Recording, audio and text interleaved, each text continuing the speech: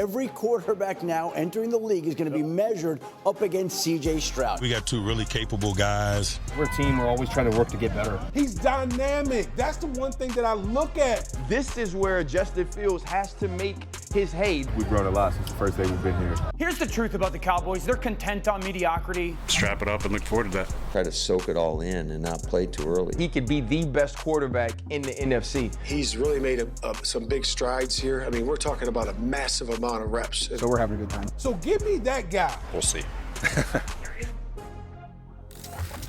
Hi, hello, good morning, everyone. Welcome into First Take. It is a beautiful Thursday morning. We've got Damien Woody in studio. Hello, D Wood. And we also got Dan Orlovsky live from Bristol, Connecticut. How we doing, everybody? Good? We're good. Got my man Fantastic. Dano bringing that fire. Let's Look, get we into haven't it. talked about, Woody and I were just on, we haven't talked about the shirt. I'm a I was massive going to say fan of the something shirt. about that. Yeah, the shirt is real player. You know, it's still that. It's still the summertime vibe. So I'm feeling good. I'm feeling good right now. Real playa. Yeah. Dan, I feel like you're a playa too. It's good. We got some players in the building. All right, we got some football tonight, guys. The 2024 Pro Football Hall of Fame game between the Bears and the Texans kicks off at 8 p.m. Eastern. Head coach Matt Eberflus said that rookie quarterback Caleb Williams will have to wait another week to make his NFL debut along with some other starters. D'Amico Ryans says we'll find out who the Texans starters are today. So Houston has been full of surprises lately. Last season, the Texans surprised a lot of people with rookie quarterback C.J. Stroud leading them back to the playoffs. The Bears are looking for the same outcome in 2024 with their rookie quarterback, number 1 overall pick, Caleb Williams. Dano, I'm going to start with you on this one. Which quarterback do you think is under the most pressure to play well this season? Stroud or Williams? Oh, it's C.J. Stroud. One, because our league, our world, we measure you off of how many championships you win. Now, I don't love how unfair that is, but now the Houston Texans, in a matter of a year, have gone from the second pick in the draft to Super Bowl expectations. So to put all of this kind of like in context, I'll go back to number 1, the trade that happened in the 2023 draft. Remember, the Texans, at least by reports, they really wanted Will Anderson, who was the defensive end out of Alabama. And it was, well, we got to get a quarterback too. So they trade with the Arizona Cardinals to make sure that they take those picks back to back. They get the quarterback and Will. They didn't pass on getting a quarterback. They got the quarterback and Will. Then number 2, they go and make the playoffs. And CJ has in the conversation to be the best rookie season in the history of the NFL at quarterback. So all of a sudden, we get a quarterback, we make the trade, we take future assets, we have this type of season, and then all of a sudden it's like, wait, our quarterback is completely different when it comes to like maybe some of his peers. I go back to a couple years ago when Joe Burrow was selected by the Cincinnati Bengals, and it happened like this. In 2 years, it was, we got one. And now every year, it's expectations of, well, that's the Super Bowl favorite or one of them. And he goes and beats Patrick Mahomes and all that. And so this is a young man who's now ascended into that conversation of top 5, top 6 in the league.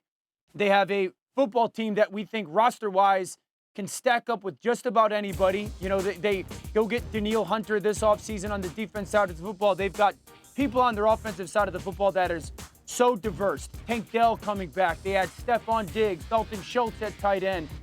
Nico Collins sends as a number 1 wide receiver. They've got a head coach that everyone raves about. And they've got Derek Stingley on defense that people think could be one of the best defensive backs in football. So roster's there. Quarterback is there. Expectations are there. I think they have the 6th highest odds for favorites to win the Super Bowl. There's a tremendous amount of pressure on CJ to go kind of do it again and prove that it wasn't a fluke. Okay, I want to just mention something because originally, Dan, you said that Caleb Williams had the most pressure. Yeah. What, on my notes? Yes. Yeah. Yeah, you literally took you literally took my talking points. That's D-Wood. D-Wood was going to say Stroud, but you said you were going to say Caleb Williams. I mean, the answer is both of them, right? But it's first take, so you can't say that. See, you're just being greedy. Like you just being greedy, bro. You that's trying what I to mean, play man. both sides of it. Yeah, to be honest with you, I sent my response was like, gosh, these questions, because Yeah. You can make the strong case that either. Can you take Caleb Wood? Can you take him? Yeah. Okay, Dan. He doesn't think so. To accommodate you, I'll flip it to Caleb. Thanks, Okay. bub. And a big part of that is the way C.J. Stroud performed last year. Okay. The pressure that Caleb Williams is going to have on him is huge. Obviously, we talk about, first of all, Caleb Williams. We've been talking about Caleb Williams since his freshman year at Oklahoma. Okay, Sure. He's been in the limelight, for years now. Considering what GM Ryan Poles have put around Caleb Williams, we've made this case, along all these shows that on ESPN. I don't think there's been a number one pick that's been surrounded by the array of talent that Caleb Williams has coming into this year. Where when you talk about Keenan Allen, DJ Moore, they just re-signed to the massive contract. Rome Odunze, DeAndre Swift, the defense that obviously the last 8 games played, statistically the number one scoring defense in the National Football League. So I think when you look at what C.J. Stroud did in Houston and the turnaround of that organization, and with with Caleb Williams with the Chicago Bears, remember, we're talking about an organization in the Chicago Bears that was a founding organization. They haven't even had one 4,000-yard passer. Think about that. I've always said that. To me, a successful season for Caleb Williams and the Chicago Bears is them playing meaningful games in the month of December. I think that would be impactful. But the pressure of trying to have the similar type season as C.J. Stroud, that's going to be the narrative of Caleb Williams this whole upcoming season. Yeah, so I think the context of a lot of both of these guys' situations, and kind of it's like what would be them falling short or failing to kind of match that pressure. I think in the AFC, and it always goes back to blaming Patrick, the AFC, it's if you don't have a player that you, at that spot, that you in your heart know can beat Patrick Mahomes, you really don't have at least a real shot. And I think we can say there's 4 guys now that we firmly think can. Not easy, but you would say Joe Burrow, absolutely. You would say Josh Allen, absolutely. You would say Lamar Jackson, absolutely. And then you would say C.J. Stroud as quarterbacks. So that's where that pressure for me a little bit too, what he comes to is like, hey, you as an organization, as a fan base, you're like, oh, the guy that no one can beat, we have a guy that we think can. We have a guy that we think can, in a game, go toe-to-toe, head-to-head, and play well enough to beat him. So, like, if he doesn't do that, there's pressure to do that now because you've proven you're good enough, And with Caleb, to your point, it's, well, last year they passed on both Bryce Young and CJ. And even this year, Jaden Daniels, who was at the number 2 spot and goes to the Washington Commanders. The Chicago Bears, in a way, pass on selecting him. And some people like Jaden a little bit more than Caleb. And so there's pressure on not only what has happened before and CJ's performance, but also pressure on, hey, the Bears took the right quarterback. Because we can go obviously to last year and in hindsight, I still think Bryce Young's going to be a very, very, very good player, but certainly what CJ did, we can't turn an eye to. And so, it's like, hey, proving Chicago with that number 1 pick, you got the right guy. Yeah, listen, for me, I'm also looking in the division, right? Think about in the NFC North, what you're going up against if you're Caleb Williams and the Chicago Bears. You got Jordan Love. We all saw how he looked in the second half of last season, when he arguably was playing like the best quarterback in the National Football League. Jared Goff, and Dano and I agree, Jared Goff is, you could make the case, like a top 5 quarterback in the National Football League on a very good team. So if you're Caleb Williams and you're the Chicago Bears fan base, you wanna hope that, okay, we've now found our guy to compete in the division, because the easiest way to find yourself in a Super Bowl, first you got to win the division. You got to make hay in the NFC North. That, to me, is the pressure of, have we found our guy that can compete with Jordan Love and everything that he's done so far, particularly last year, and what Jared Goff is going to bring to the table again in 2024 after that spectacular year that he had with the Detroit Lions. Yeah, Caleb Williams is the favorite, by the way, to win Rookie of the Year at ESPN Bet at +135. Okay, Dan, I'm going to ask you this. Which quarterback do you think has more upside, Stroud or Williams? I think Sorry, took it's Stroud. actually Stroud or Jordan Love. We're changing this. Stroud or Jordan Stroud Love? or Jordan Love. Yeah. I'm going to say C.J. Stroud. And as great as Jordan was for his final, 9 or 10 games last year, he's basically as good as anybody in ball. I think C.J. Stroud, the anomaly of what happened last year was a little bit of C.J. was so remarkably good on third down last year. The Texans season was fantastic, but I've said this multiple times this offseason. It was a little bit of a mirage because they were not good offensively on first down, specifically running the ball.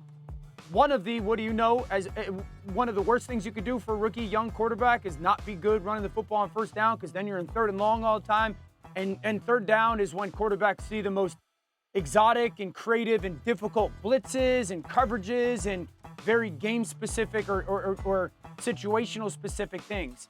And for what CJ did in those moments last year was really difficult to try to get people to understand how impressive it was and the way that he managed it all. I would challenge everybody. Nico Collins was not a household name going into last season as a wide receiver. Nico Collins it became a number 1 wide receiver last year, in part because of his own performance, in part because of CJ's. And so I think when you look at all the things that quarterbacks have to consistently be great, you have to be highly intelligent. You have to process the information of your plays very quickly. You have to have elite ball placement, tremendous pocket movement. CJ's very good at all that stuff. Jordan got better at it, but he's not at CJ's level yet. Yeah, you're talking about, for me, it's Jordan Love, but you're talking about two quarterbacks going about it, their situations 2 different ways. Obviously, C.J. Stroud comes in as a rookie and has the best rookie season of any quarterback in NFL history. And Jordan Love is a guy who sat behind the Hall of Famer and finally got his opportunity and really showed what type of quarterback he could be, particularly in the second half of the season. We know a lot of it when we talk about quarterbacks and their development and all those type of things. Coaching matters, right? We talk about coaching and what, that environment and what it could do for a quarterback. And when I look at the differences between the Green Bay Packers and the Houston Texans, guess what? The head coach is the play caller. Matt LaFleur is one of the best play callers in the National Football League. You see what he's done with the drafting and developing the array of talent that the Green Bay Packers have, particularly at the quarterback position, how he's handled Jordan Love. Here's my question with C.J. Stroud. As great as C.J. Stroud has been, Bobby Slowick, their offensive coordinator. When's he leave? C.J. Stroud goes out. What is he? He's going to leave. He's going to become a head coach.